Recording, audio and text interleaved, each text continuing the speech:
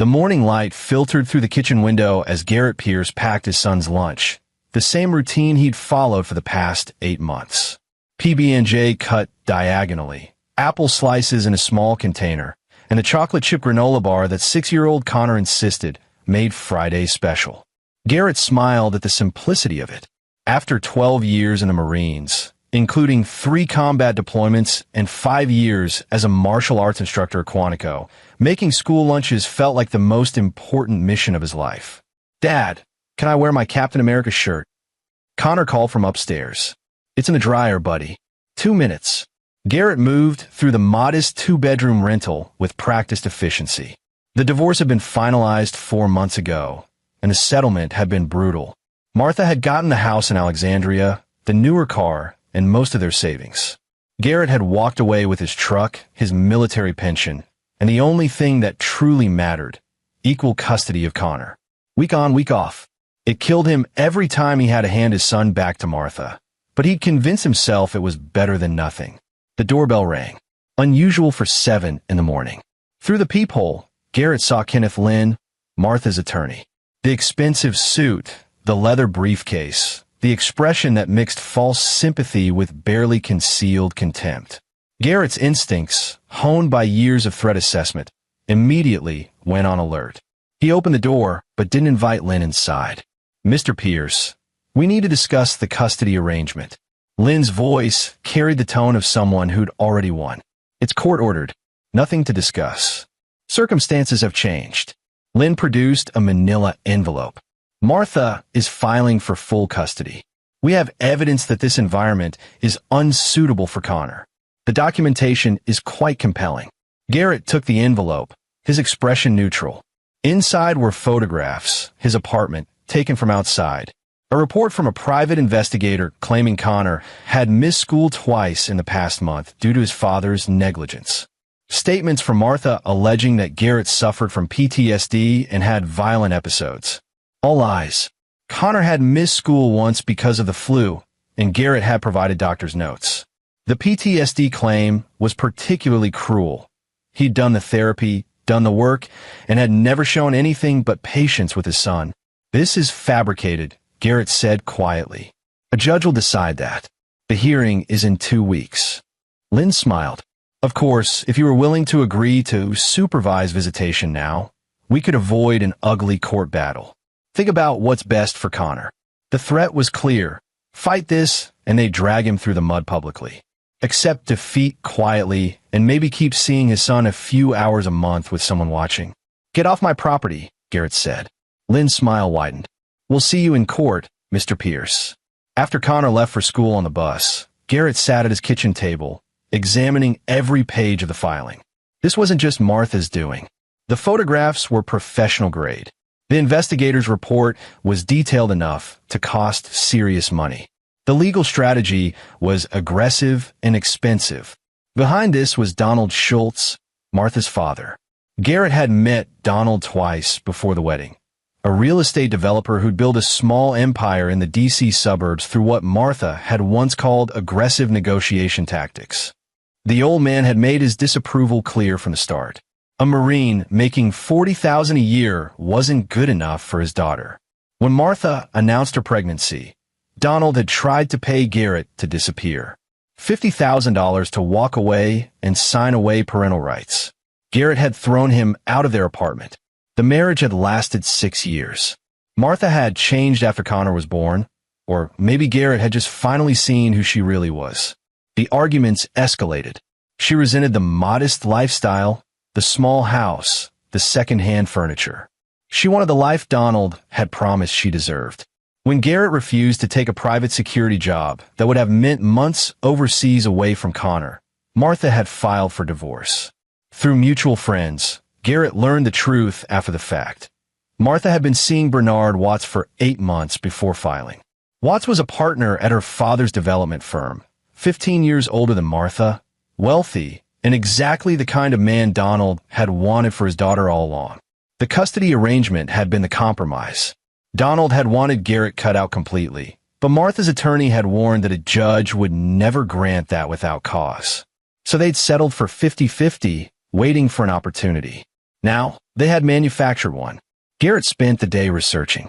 He called his own attorney, a guy named Clint Blake who'd helped with the divorce. Blake's assessment was grim. They've got money to burn, and they're using it. The PI report is garbage, but it'll cost you 10 grand minimum to fight this properly. And Garrett, I'm going to be honest, judges tend to favor mothers, especially when the father has combat service. They'll play the PTSD angle hard. I don't have 10 grand. I know. I'm sorry, man. After hanging up, Garrett sat in silence. He'd faced enemy combatants, trained men to fight with their bare hands, survive situations that would have broken most people. But the law was a different battlefield, one where money mattered more than truth. His phone rang.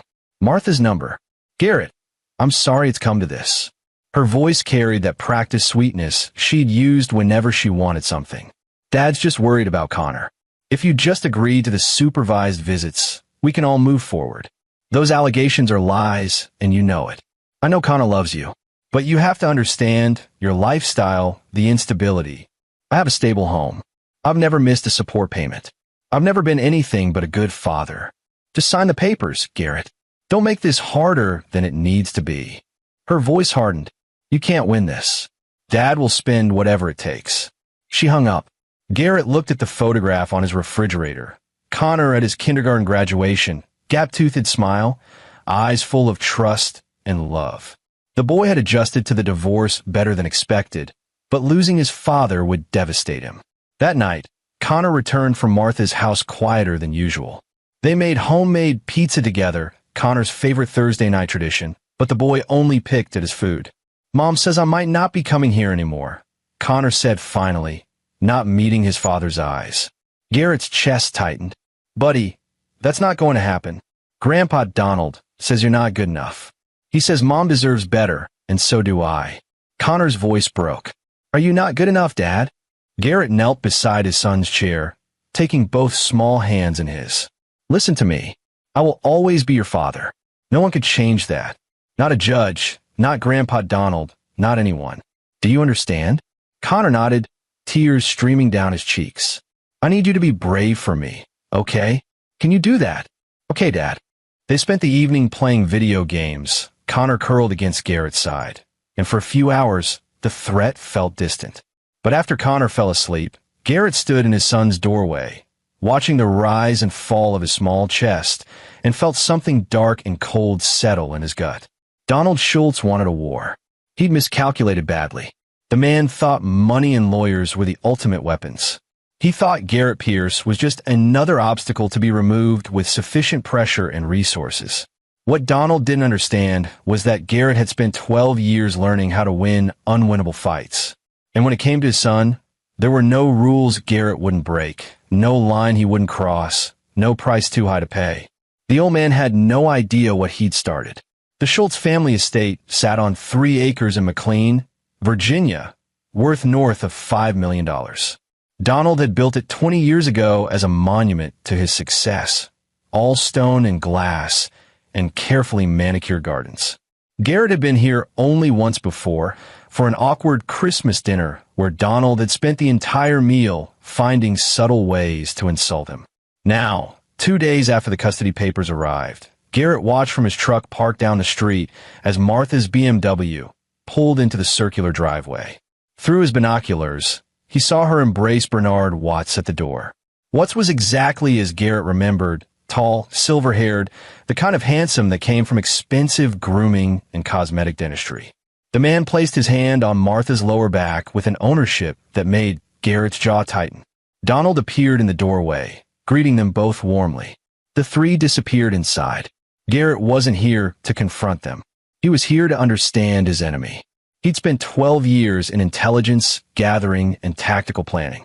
The Marines had taught him that every operation required reconnaissance, that rushing in without understanding the terrain and the enemy's capabilities was suicide. So he watched and he learned. Over the next week, Garrett documented everything. Donald's schedule was predictable. Office by 8, lunch at the country club 3 days a week, home by 6. Bernard Watts was a creature of habit as well, visiting Martha's house each evening after work. Martha dropped Connor at school each morning, then spent her days at yoga classes and boutique shopping, funded by her father's money. But it was the other men who interested Garrett most. Lloyd Nicholson appeared on Tuesday, driving a black Escalade with tinted windows. Big guy, military-bearing, probably former special forces based on how he moved. He entered the Schultz estate through the back entrance and stayed for 2 hours. When he left, Garrett followed him to a security company in Arlington, Titan Executive Protection. Marco Osborne showed up on Thursday, smaller but wiry, with the cautious movements of someone who'd done time. He met Donald at a construction site in Fairfax, and their conversation looked heated. Garrett snapped photos with his telephoto lens. By Friday, Garrett had identified 4 other men in Donald's orbit who didn't fit the profile of business associates or legal team. These were enforcers. Muscle. The kind of men you hired when you needed problems solved in ways that couldn't show up in court documents. Donald Schultz was preparing something beyond a legal battle. The confirmation came Saturday evening. Garrett was at a park with Connor, pushing him on the swings, when Kenneth Lynn approached. The attorney didn't have his usual smug confidence. "Mr. Pierce, I'm here as a courtesy," Lynn said quietly. "Drop the opposition to the custody modification. Donald's patience has limits." That sounds like a threat. It's a warning. This can end easily or it can end badly. For your sake and Connor's, choose easy. Connor was watching from his swing, confused. Garrett walked Lynn back to the parking lot, out of earshot. "Tell Donald I'll see him in court." Lynn shook his head. "You're making a mistake. Donald doesn't lose. He'll bury you. He's welcome to try." After Lynn left, Garrett lifted Connor from the swing and held him close. The boy wrapped his small arms around his father's neck. "Was that the bad man from Mom's lawyer office?" Connor asked. "Yeah, buddy. Grandpa Donald sent him, didn't he?" The fear in his son's voice broke Garrett's heart. Connor had been around Donald enough to sense the cruelty beneath the expensive suits and forced smiles. "I won't let anyone take you away from me," Garrett promised. "Never." That night, after Connor fell asleep, Garrett made a call to Clint Blake. "I need everything you can find on Donald Schultz. Business dealings, lawsuits, criminal history, anything that might be useful." "Garrett, what are you planning?" "I'm planning to win. This isn't the battlefield. You can't just..." "Find me what I need, Clint." 3 days later, Blake delivered a thick file to Garrett's apartment. Donald's business empire had been built on aggressive tactics and occasional ethical lapses, but the man was careful. The file showed several lawsuits from former partners and employees, all settled out of court with NDAs. There were whispers of bribery involving building permits and zoning changes, but nothing concrete. One item caught Garrett's attention: a lawsuit from 5 years ago involving a man named Ira Galvin, a former contractor who'd claimed Donald had stolen his business through legal manipulation and intimidation. Galvin had been forced to declare bankruptcy and had attempted suicide. The case had been settled for an undisclosed amount. Garrett found Galvin living in a modest apartment in Woodbridge, working as a handyman. The man was in his 60s, weathered by defeat and bitterness. "Donald Schultz destroyed my life," Galvin said over coffee. 30 years I built that company. He wanted my contracts with the county, so he fabricated a lawsuit claiming I'd used substandard materials. Cost me everything to defend it, and by the time the truth came out, my reputation was ruined and my business was dead. He paid you to go away. $30,000 after stealing $3 million from me. And I took it because I had nothing left to fight with. Galvin studied Garrett with sharp eyes. "He's coming after you now." "My son." Understanding flickered across Galvin's face. "Then God help you, because Donald will do anything to win. He doesn't see people as human. We're just obstacles or tools. I need to know how he operates. The men he uses when lawyers aren't enough." Galvin hesitated, then nodded slowly. "Lloyd Nicholson runs security for him, but he's more than that. Lloyd handles the dirty work. There are others: Marco Osborne, Alan Mejia, a few others. They're the ones who show up when Donald needs pressure applied physically. They ever hurt anyone? I can't prove it, but yeah." A city inspector who was blocking one of Donald's projects ended up in the hospital with 2 broken legs. Fell down his basement stairs, supposedly. A journalist who was investigating Donald's business practices got mugged and beaten so badly he spent a month in ICU. Donald always has alibis, and the guys who do the work are professionals. Garrett absorbed this information, his mind already calculating. He's going to come after me. If you're between him and something he wants, absolutely. Galvin leaned forward. My advice? Give him what he wants. Fighting Donald Schultz only ends one way. I can't do that. Then you're a braver man than me, or a more foolish one. After leaving Galvin, Garrett drove to the storage unit where he'd kept his Marine Corps gear. Body armor, tactical equipment, and training weapons he'd collected over the years. He'd thought this part of his life was over, that the skills he'd learned were now just memories and exercise routines. He'd been wrong. The custody hearing was scheduled for Monday morning. Friday evening, Garrett received a call from Martha. Bring Connor to my house tonight, she said without preamble. This is supposed to be my week anyway, and given the circumstances are that you and your father are trying to steal my son. Don't be dramatic. Connor needs stability, and you're not providing it. I'll see you in court, Martha. Garrett, please. Dad's attorney says the judge is likely to grant an emergency order. If you fight this, it'll only make things worse. Connor will end up in foster care while they sort it out. The threat was clear and calculated. Garrett felt his control slipping. You'd really do that? Put our son through that hell just to punish me. I'm trying to protect him. Martha's voice carried that edge of self-righteousness she'd perfected. From you and your problems. I don't have problems. Dad has witnesses who'll testify about your anger issues, your instability.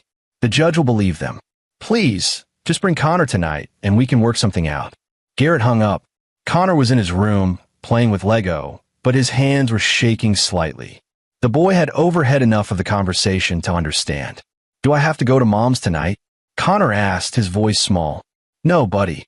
You're staying right here. Grandpa Donald scares me, Dad. He's always nice to Mom and Bernie, but when he looks at me, it's different. Like he's mad at me for something. Garrett knelt beside his son. Has Grandpa Donald ever hurt you? No, but he says things. Connor's eyes filled with tears. He says you're going to go away, and I'll forget about you. He says it's for the best, because you're not really a good father. Why does he say that? The rage that flooded Garrett was cold and absolute. He pulled Connor into a hug, fighting to keep his voice steady. Grandpa Donald is wrong. About everything. And I promise you, I'm not going anywhere. That night, after Connor fell asleep, Garrett sat in his living room with the lights off, thinking through scenarios. Donald had unlimited resources, legal and illegal. The man had shown he was willing to lie, manipulate, and potentially use violence to get what he wanted. The court system favored Martha's position, and even if Garrett could prove the allegations were false, it would take time and money he didn't have. But there was something Donald hadn't accounted for: Garrett's training and experience. 12 years in the Marines, including advanced hand-to-hand combat instruction, small unit tactics, and psychological operations. Garrett had taught men how to survive and win in the worst situations imaginable. If Donald escalated beyond the legal system, Garrett would be ready. Saturday morning brought a false sense of peace. Garrett took Connor to the Smithsonian, and they spent hours in the Air and Space Museum, the boys' favorite. Connor's laughter echoed through the exhibits, and for a few hours, the looming threat felt distant. They returned home in the late afternoon, Connor chattering about the Apollo lunar module and whether Dad thought he could be an astronaut someday. Garrett parked the truck and froze. The front door to his apartment stood slightly ajar. Stay in the truck, Garrett said quietly, his entire demeanor shifting. Lock the doors. If anyone comes except me, you call 911. Understand? Connor nodded, eyes wide. Garrett approached the door, carefully checking the frame. No forced entry. Someone had picked the lock professionally. Inside, the apartment had been searched methodically. Drawers opened, papers scattered, but nothing obviously missing. This wasn't a robbery. In his bedroom, they'd left a message.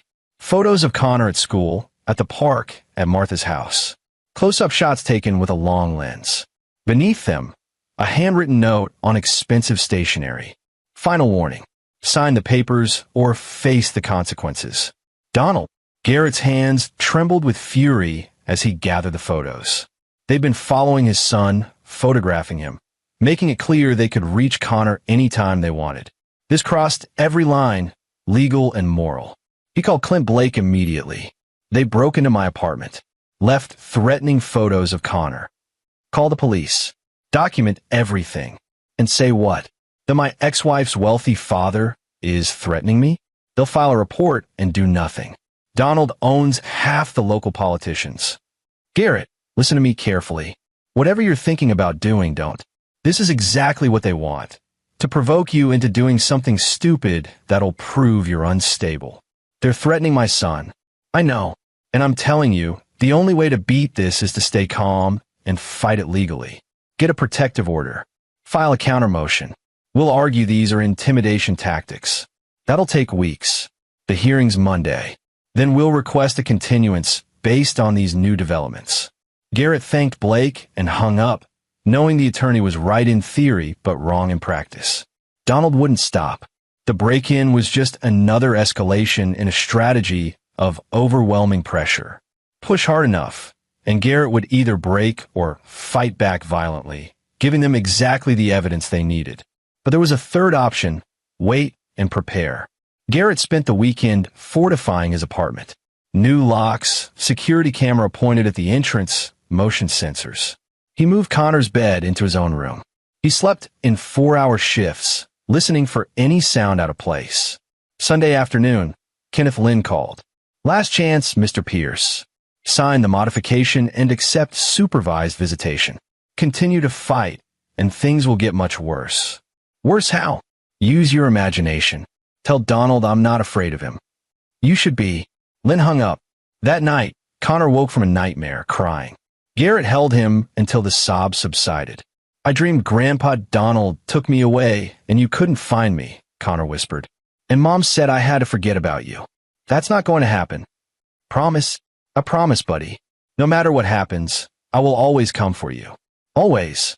Connor fell back asleep in his father's arms. Garrett held him through the night, staring at the ceiling, knowing that everything was about to change. Monday morning arrived gray and cold.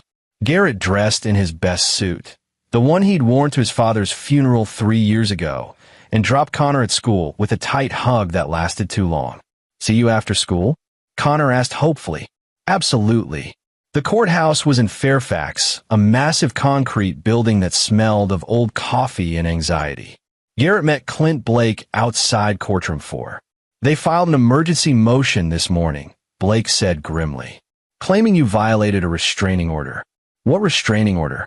One Martha filed on Friday, claiming you've been harassing her and Bernard Watts. She has text messages, voicemails, all fake, but it'll play well. This is insane. It's Donald's playbook.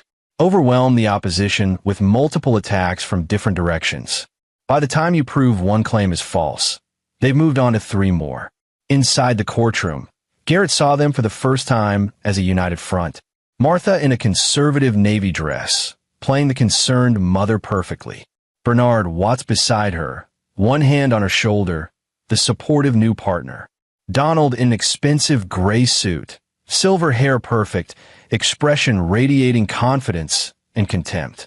Kenneth Lynn stood, presenting the case with practiced efficiency. The restraining order, the custody concerns, the allegations of PTSD and instability. He called Martha to the stand. Ms. McGrath, can you describe your concerns about your ex-husband's behavior? Martha's performance was Oscar-worthy.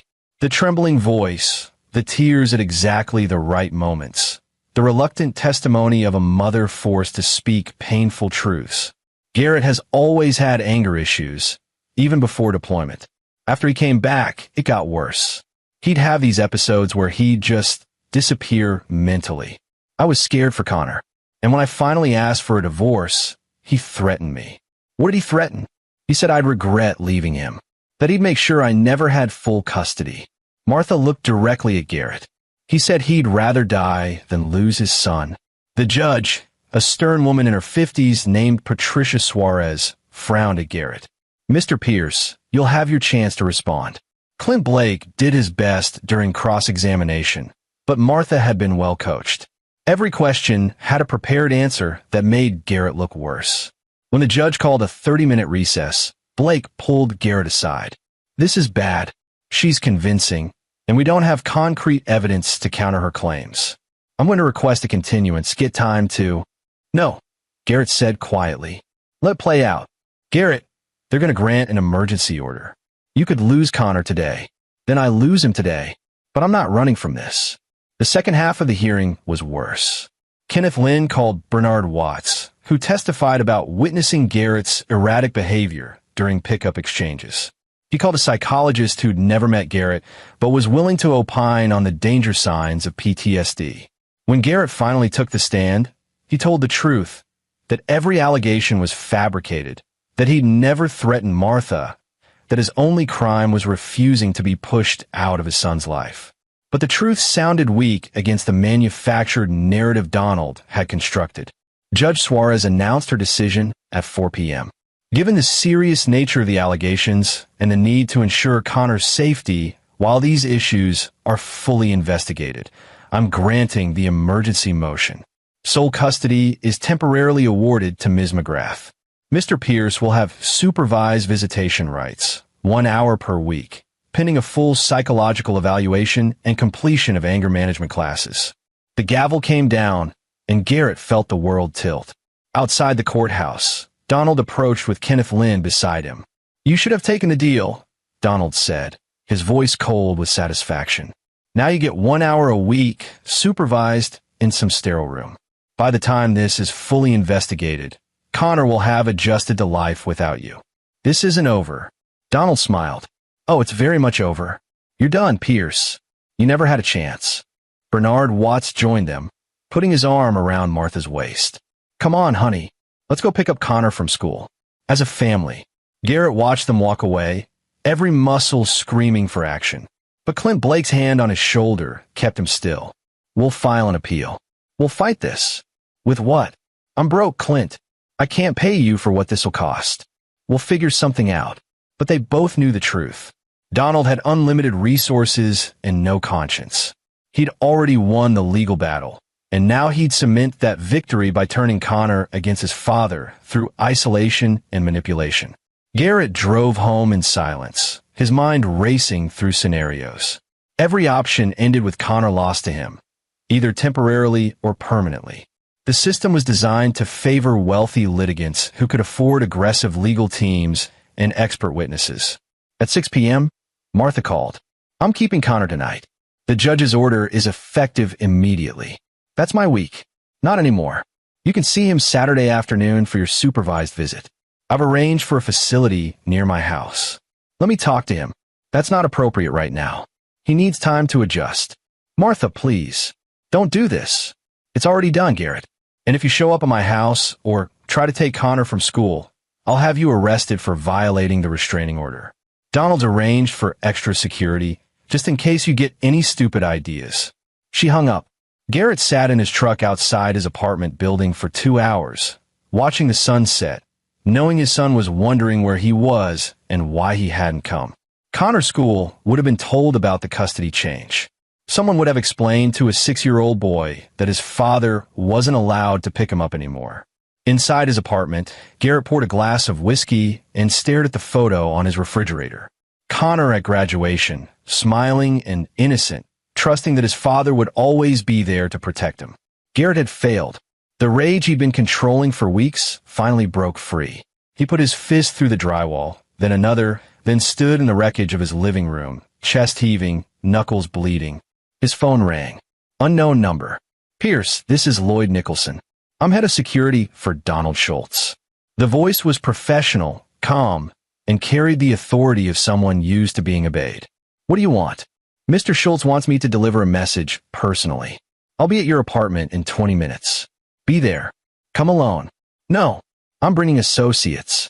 Mr. Schultz wants to make sure you understand your situation clearly." Garrett felt something cold and predatory settle over him, pushing back the rage and replacing it with tactical clarity. "I'll be here." He hung up and immediately went to his bedroom closet. From beneath a false bottom, He pulled out gear he'd hoped to never use again. Body armor, lightweight but effective. Tactical gloves. An old training weapon. A rubber knife he'd used for teaching hand-to-hand combat. Then he made 3 phone calls. The first to Clint Blake, telling him what was happening. The second to a friend from his Marine Corps days, leaving a message about his location and situation. The third to 911, setting up a callback system. If he didn't check in within 30 minutes, they'd send units to his address. Garrett changed into workout clothes that would allow maximum mobility. He positioned furniture in the living room to create subtle obstacles and choke points. He opened the closet in Connor's room, large enough for what he needed. 25 minutes later, headlights illuminated his parking lot. Garrett watched from the window as 6 men exited 2 vehicles. Lloyd Nicholson was easy to identify, big, military bearing, moving with the confidence of someone who'd done this before. The other 5 were a mix. Marco Osborne, wiry and dangerous. Alan Mejia, built like a linebacker, and 3 others whose names Garrett didn't know, but whose intentions were clear. They wore civilian clothes, but moved with coordination, spreading out to cover exits and approaches. Professional. Experienced. Garrett felt his heartbeat slow, his breathing deepen. This was familiar territory. He'd trained for situations like this, taught others how to handle multiple attackers, spent years learning how to turn disadvantage into advantage. The knock came hard and aggressive. Garrett opened the door, placing himself in the threshold, using the door frame for cover and to control approach angles. Garrett Pierce. Lloyd's voice matched his appearance, controlled threat wrapped in false politeness. That's me. Step outside. We need to talk. Say what you need to say from there. Lloyd smiled, but it didn't reach his eyes. He nodded to his men, and they moved forward, pushing past Garrett into the apartment. They entered in tactical formation, secure in their numbers and physical intimidation. Once all 6 were inside, Garrett closed the door and locked it. The soft click made Lloyd turn, his smile fading. "You know why we're here," Lloyd said. "Donald Schultz sent us to make sure you understand the situation. You lost in court. You'll lose everywhere else. Sign over custody voluntarily. Make this easy, and you walk away with your supervised visits. Keep fighting, and things get much worse for you." Define worse. Marco Osborne stepped forward, cracking his knuckles. "We break things, starting with your fingers, moving up to ribs, maybe your knees. Whatever it takes for you to understand." Garrett looked at each man, assessing threats and capabilities. Lloyd was the most dangerous, trained, experienced, disciplined. Mejia had size and strength. Osborne was fast and vicious. The other 3 were muscle, probably used to intimidating civilians who couldn't fight back. Against 6 trained men, conventional wisdom said he had no chance. Conventional wisdom had never met a Marine Corps martial arts instructor who'd spent 5 years teaching people how to survive impossible odds. "One chance," Garrett said quietly. "Walk out now, and I won't press charges for breaking and entering an assault." Lloyd actually laughed. "You threatening us? You're one guy. There's 6 of us. The math isn't hard. Last warning. Leave." Instead, Lloyd nodded to his men. "Teach him." What happened next took exactly 9 minutes, though it would feel like much longer to the 6 men who made the mistake of underestimating Garrett Pierce. Alan Mejia came first, relying on size and reach. Garrett sidestepped the telegraph punch, caught the extended arm, and used Mejia's momentum to drive him face first into the wall. The impact was satisfying and brutal, nose-breaking, blood spraying.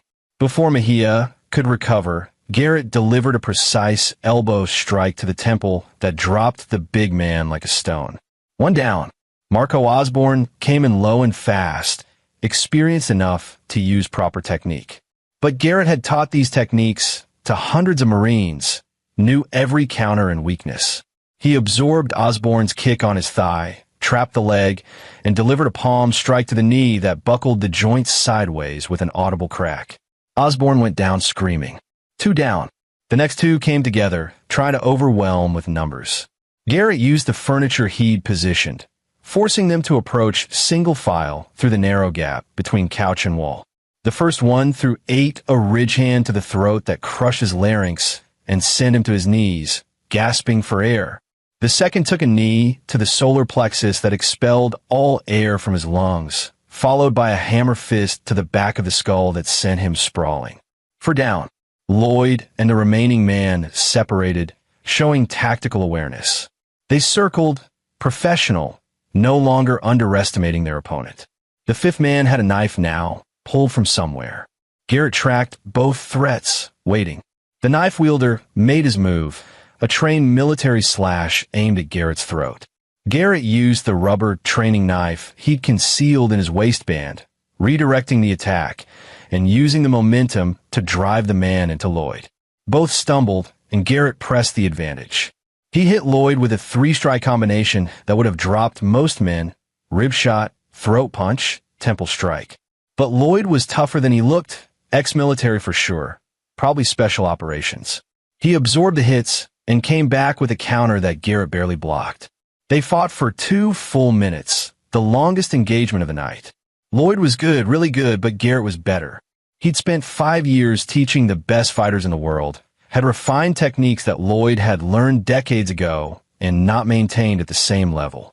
Garrett faked a kick, Lloyd committed to the block, and Garrett changed angles mid-strike to deliver a shin kick to Lloyd's supporting leg. The bigger man's knee buckled, and Garrett followed with an elbow strike that connected with Lloyd's jaw and sent him crashing through Garrett's coffee table. Lloyd tried to rise, couldn't. The fight was over. The last man with the knife ran for the door. Garrett let him go, more interested in securing the others. He moved quickly, using zip ties from his tactical gear to secure hands and feet of the 6 men groaning in various states of injury. 9 minutes, start to finish. Garrett stood in his destroyed living room, breathing hard, knuckles bleeding, and felt nothing but cold satisfaction. Then he remembered Connor's closet. He crossed the apartment and opened the door. Connor sat inside, knees pulled to his chest, eyes wide with shock. Garrett's heart broke seeing the fear there. "It's okay now, buddy. They're gone." Connor didn't move. Garrett knelt outside the closet, giving his son space. "Dad," Connor's voice was tiny. "You hurt them. I had to. They came here to hurt me. But you were so fast. So strong." Connor's expression shifted from fear to something else. Like a superhero. Not a superhero. Just a dad protecting his home. Garrett pulled out his phone, called 911, gave them the information they needed. Then he looked at Lloyd, who was conscious now, blood running from his split lip. "I warned you," Garrett said simply. Lloyd said nothing, but his eyes held new respect and recognition. He'd underestimated badly, and now 6 men would explain to Donald Schultz how they'd been taken apart by one Marine in his own living room. Connor emerged from the closet slowly, walking through the wreckage to stand beside his father. He looked at Lloyd, really looked at him, then spoke in a voice stronger than Garrett expected. "You're the man who made me cry. Grandpa Donald sent you." Lloyd blinked, surprised. Connor turned to his father. "Make him cry louder, Dad." Garrett placed his hand on Connor's shoulder gently. "No, buddy, we're not like them. We defend ourselves when we have to, but we don't hurt people for revenge." Connor looked up at his father, processing this. "But Grandpa Donald hurt us. He tried to take me away. I know, and he's going to pay for that, but the right way." The sirens arrived 5 minutes later. 3 patrol cars, lights flashing. Officers entered with weapons drawn, taking in the scene. 6 men restrained and injured, 1 calm man with his young son beside him. "Sir, hands where we can see them." Garrett complied immediately, putting his hands up while keeping his body between Connor and the officers. "I'm the homeowner. These men broke into my apartment and threatened me and my son. I have recordings." Indeed, the security camera he'd installed had captured everything. Lloyd's threats, the physical advance, the fight that followed. It was textbook self-defense. The officer in charge, a sergeant named Clint Blake, no relation to Garrett's attorney, reviewed the footage on Garrett's laptop while EMTs attended to the 6 men. Lloyd had a concussion and broken jaw. Osborne's knee was shattered. Mejia needed surgery for his nose. The others had various injuries that would require hospitalization. "You did this?" Sergeant Blake asked. looking between Garrett and the 6 much larger men. Former Marine Corps martial arts instructor.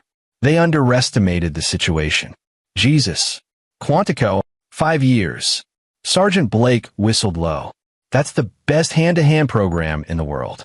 These idiots never had a chance. He closed the laptop. Okay, here's what's happening. They're all going to jail once the hospital clears them. Breaking and entering, assault, terroristic threats. The recording is clear. You're good on self-defense. Their employer is Donald Schultz. He's behind a custody fight. The real estate developer? Yeah, I've heard of him. Slippery guy. Blake paused. This is going to get complicated. Schultz has lawyers and connections. Let it get complicated. I've got truth and evidence. After the police left with the 6 men, Garrett sat with Connor on the couch. The boy was quiet, processing everything he'd seen. I was really scared, Connor admitted. But then I saw you fighting, and you weren't scared at all. I was terrified, buddy. But being brave doesn't mean not being scared. It means doing what's right even when you are scared. Grandpa Donald sent those men? Yes. Why does he hate you so much? Garrett pulled Connor close. Because I won't let him control me. Some people think money and power mean they can do whatever they want to anyone. Your grandpa is one of those people. I don't want to live with Grandpa Donald. I want to stay with you. I'm working on that, buddy. After tonight, things are going to change. The next morning, every news station in the D.C. area ran the story. Marine veteran defends home against 6 attackers. The security footage had leaked. Garrett suspected Sergeant Blake had helped with that, and it went viral. Overnight, Garrett became a local hero while Donald Schultz faced questions about why his security employees had broken into a man's home and threatened a child. Kenneth Lynn called at 7 a.m., his voice tight with fury. You set this up. You provoked them. I have recordings that say otherwise. Lloyd Nicholson delivered threats on Donald's behalf. That's conspiracy to commit assault. You're making a very dangerous enemy. I already had one. Now he knows what happens when he sends thugs after me. The custody situation reversed rapidly. Clint Blake, the attorney, filed emergency motions based on the night's events, arguing that Donald Schultz had orchestrated criminal activity to intimidate Garrett and manipulate the custody proceeding. Judge Suarez ordered an immediate hearing. This time, the courtroom dynamic had shifted. The viral video had made Garrett sympathetic, and Donald's connection to the 6 attackers was undeniable. Kenneth Lynn tried to distance his client, claiming Lloyd had acted independently, but the recorded threats mentioning Donald by name destroyed that defense. Martha sat pale and quiet, realizing perhaps for the first time what her father had done. Bernard Watts was notably absent. Ms. McGrath, Judge Suarez said sternly, were you aware that your father sent armed men to threaten your ex-husband in front of your son? No, Your Honor. I had no idea. Martha's voice trembled, and for once, it seemed genuine. I never wanted any of this. Yet you participated in false allegations that precipitated this situation. My father, he convinced me it was necessary. That Garrett was unstable.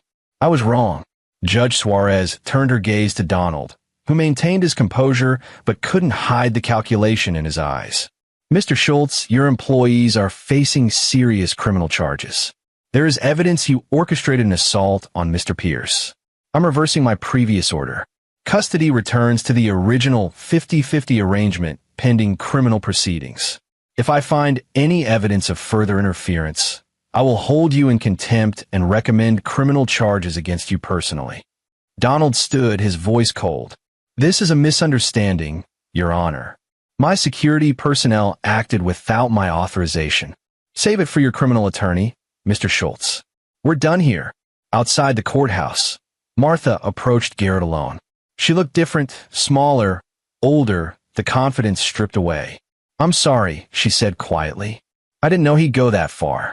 I don't even know what I wanted anymore. You wanted the life your father promised you, and you were willing to sacrifice our son for it. I know. I was wrong. Martha's tears were real now. Can we just go back to the original arrangement? Week on, week off? I won't fight you anymore.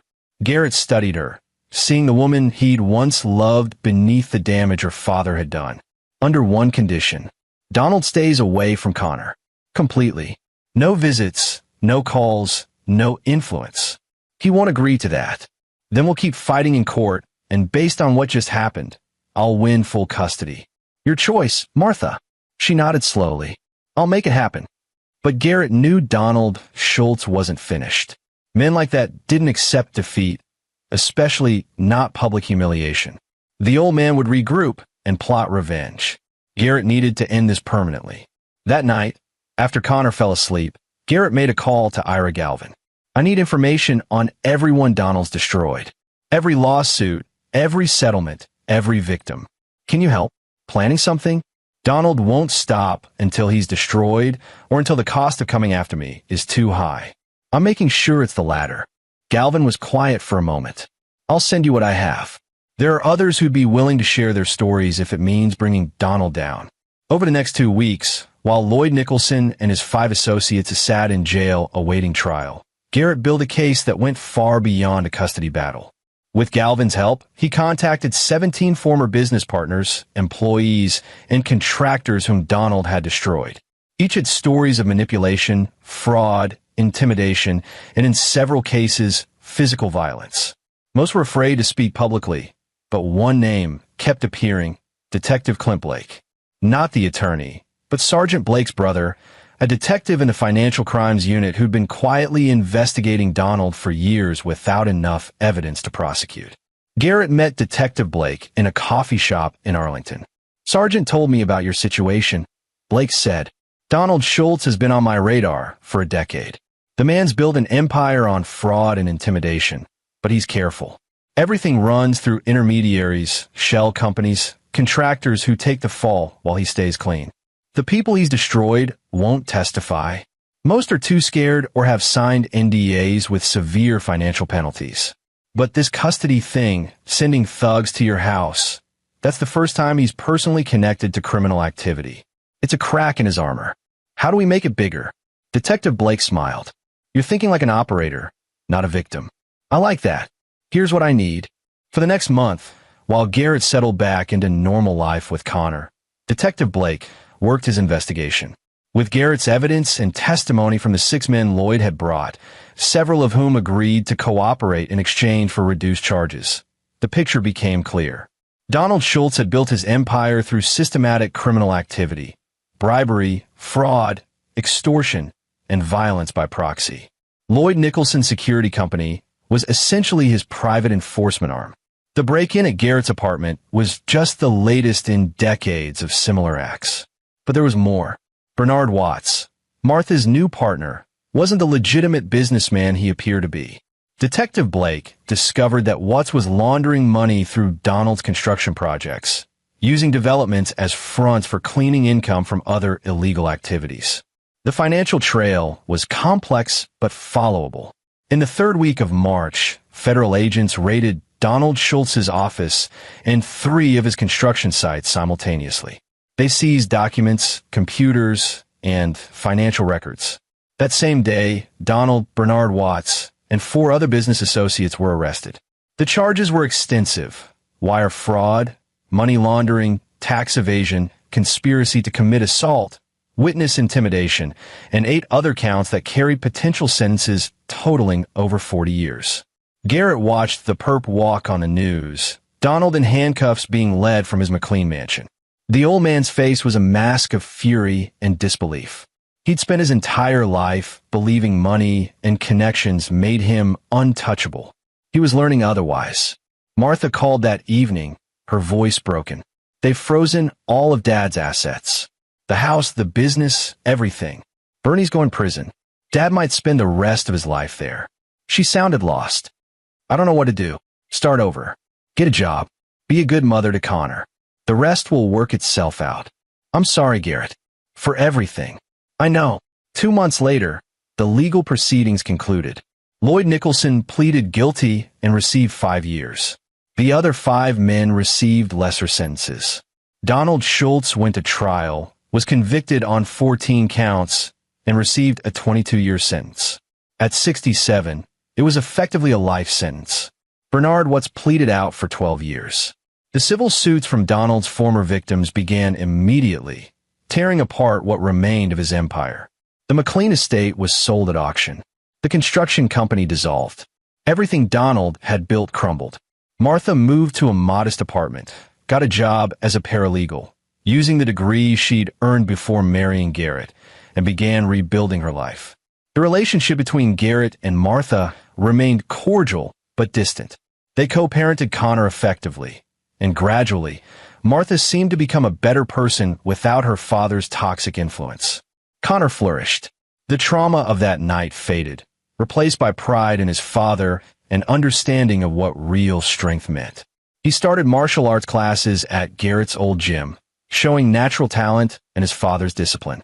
One Saturday evening, 6 months after Donald's conviction, Garrett and Connor were making dinner when Connor asked the question that had been building. "Dad, do you think Grandpa Donald is sad in prison?" Garrett measured his response carefully.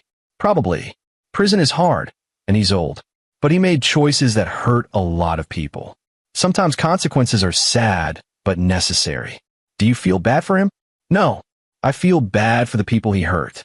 Your mom included. He damaged her in ways that'll take years to fix." Connor nodded, processing. "I'm glad you fought back. I'm glad you didn't let him win." "Me too, buddy." "Dad, yeah. Thank you for not making him cry louder that night. For teaching me we don't get revenge. We just make things right." Garrett pulled his son into a hug, feeling the weight of everything that had happened and everything that had been preserved. "That's exactly right, Connor. That's exactly right." Later that night, after Connor was asleep, Garrett stood on his apartment balcony, looking out at the city lights. He thought about the path that had led here, from Marine Corps instructor to divorced father to viral hero to the man who'd brought down a criminal empire. He'd protected his son, not just from physical threats, but from the poison of revenge and hatred. He'd shown Connor that real strength wasn't about hurting people who hurt you. It was about standing firm, fighting smart, and ensuring justice was served properly. Donald Schultz had underestimated him completely. The old man had seen a divorced Marine with limited resources and assumed he was weak, that overwhelming force and legal pressure would break him. But Donald had never understood what the Marines taught, that the most dangerous opponent is the one fighting for something more important than himself.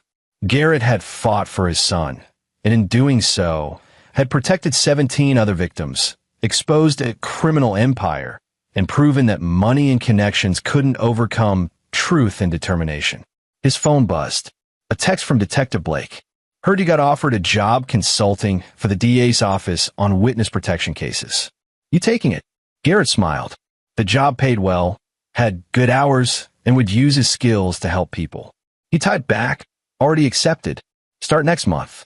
Inside, Connor slept peacefully in his room, surrounded by his toys and drawings and all the evidence of a childhood protected and preserved. Whatever came next, Garrett knew they'd face it together. And anyone who threatened that again would learn the same lesson Donald Schultz had learned. Some people can't be intimidated, can't be bought, and can't be broken. Some people are just unbreakable. This is where our story comes to an end. Share your thoughts in the comments section. Thanks for your precious time. If you enjoyed this story, then please make sure you subscribe to this channel. That would help me a lot. Click on the video you see on the screen, and I will see you there.